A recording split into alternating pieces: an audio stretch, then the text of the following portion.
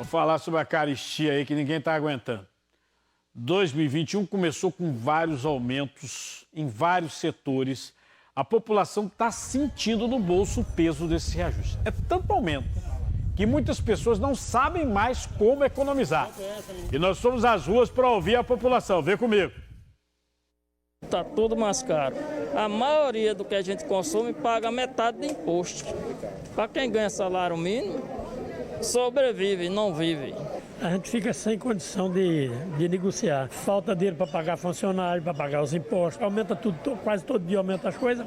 Se você repassar tudo para o cliente, você perde todo mundo, porque eles também não aguentam pagar. A gente tem que estar alternando, comendo peixe, camarão. Você tem que ser estrategista, tem que estar variando. Está tudo aumentando mesmo. Carne ninguém pode estar comendo. R$40, 39, né? A gente tem que comer assim mesmo, os ossinhos da charque.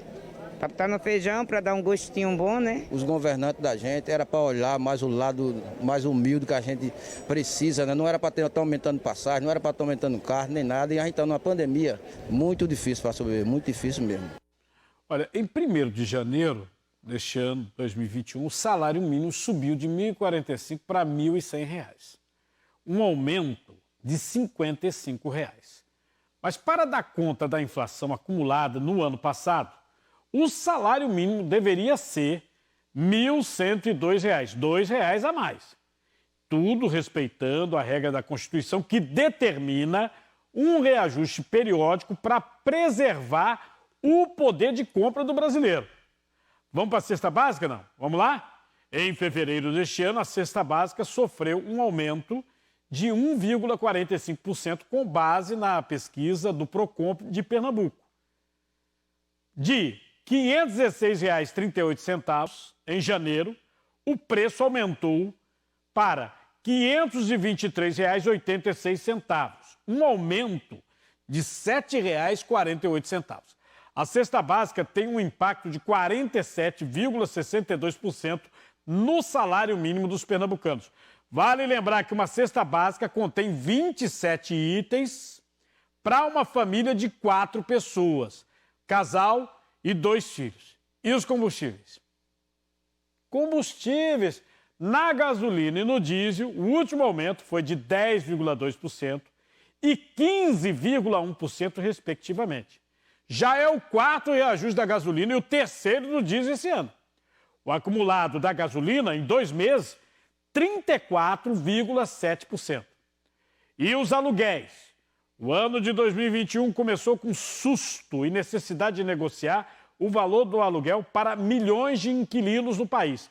O Índice Geral de Preços de Mercado, IGP-M, usado como principal indicador para o reajuste, fechou 2020 em 23,14%. É a maior alta de aluguéis desde 2002. E o gás de cozinha, minha filha, hein?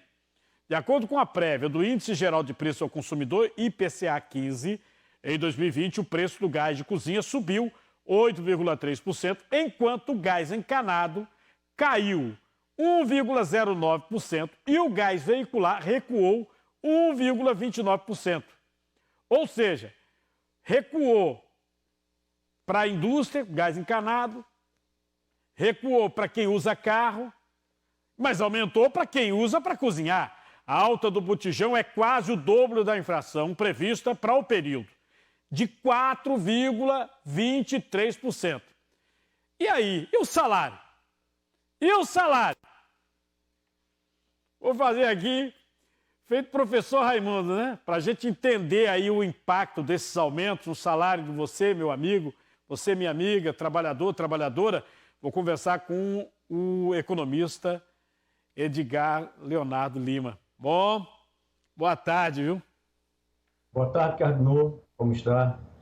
Por que está acontecendo isso, hein? No Brasil, no ano de pandemia, a gente começar um ano desse jeito, hein?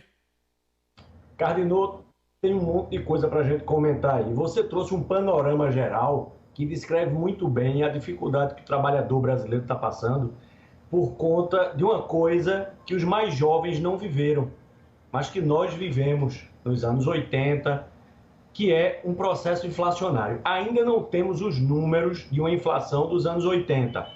porém ela já começa a apavorar. Por quê? Porque se a gente for observar, e a gente já falou isso aqui, o aumento da inflação, 4,52% ano passado, ele não reflete efetivamente o aumento do custo de vida do trabalhador. Porque o trabalhador ele foi impactado por um aumento de 19,2% da cesta básica aqui na cidade do Recife. Ele foi impactado por mais de 30% do aumento do combustível do ano passado para cá, né? Então, tudo isso tem um impacto muito grande. Agora, quais os motivos? Cardinô, a gente tem alguns pontos para comentar. Um dos pontos que a gente precisa ressaltar é o fato de que a gente tem, e a gente precisa bater nessa tecla, uma economia que conta com uma moeda que se desvalorizou frente ao real. E uma série de itens, tá certo? Que compõem custos, eles têm preço em dólar. E aí isso impacta fortemente. Outro ponto, a gente tem o combustível. O petróleo está em alta. Não é em alta no Brasil. O petróleo subiu de preço porque a Organização dos Países Exportadores de Petróleo elevou o preço internacional na medida em que contraiu a oferta de petróleo. Então, quando a gente tem preços internacionais mais altos, nossa moeda desvalorizada, e a gente tem preço do combustível elevado, a gente acaba criando um efeito em cadeia que leva ao aumento de uma série de itens. Por exemplo, alguém pode dizer o que é que impacta no preço do cuscuz da minha refeição aqui para a gente do Recife? Impacta que o milho tem um preço em dólar. Impacta que a soja tem um preço em dólar. A soja, o milho vão compor a ração animal. A ração animal vai entrar no custo de produção de carne de boi, de porco, da carne de frango, do ovo, do leite. E tudo isso vai criar um impacto que vai, em cadeia, chegar no final no bolso do trabalhador, Cardinô. No caso dos combustíveis, só esse ano são 4 aumentos, né? E isso está refletindo em tudo. Nós tivemos também o aumento do transporte aqui para o pessoal de Pernambuco, 8%. Ainda tem como o governo contornar essa situação, não? Cardinô, olha, um ponto importante para a gente frisar é que o dólar alto, o preço do petróleo internacionalmente alto, cria realmente uma dificuldade. Mas se a gente entrar no site da Federação do Combustíveis ou até no site da própria Petrobras, a gente vai observar que a gente tem, por exemplo, no preço da gasolina, tá certo? Em torno de 44%, 45% desse preço de impostos. A média de ICMS, por exemplo, é 30%. Aqui no estado, 29%.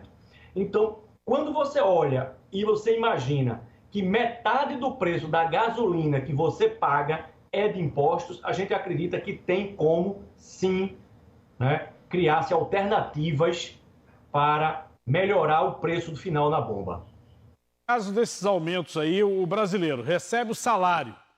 O que ele deve fazer quando receber o salário? Porque o salário não mudou, né? Cardinô, olha, a situação pede cada vez mais educação financeira. Isso é uma coisa que a gente já falou, já falamos aqui, já conversamos sobre isso. Precisamos colocar no papel, precisamos reduzir despesas, tá? O dinheiro, ele não perdoa falhas, não perdoa erros. As pessoas têm que ser muito comedidas com o dinheiro.